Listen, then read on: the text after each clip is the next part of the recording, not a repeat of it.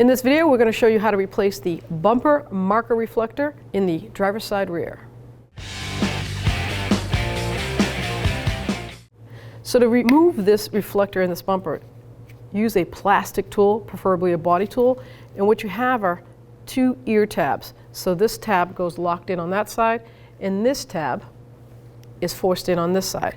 But this is the tab we want to release. So with a plastic body tool, I'm going to go like that, pop it right out. Take your new one and put the right side in first, line it up, and then push in and let it snap.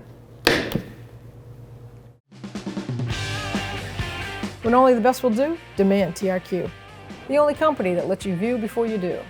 TRQ is committed to offering the highest quality aftermarket auto parts that are engineered for peace of mind. Thanks for using and viewing with TRQ.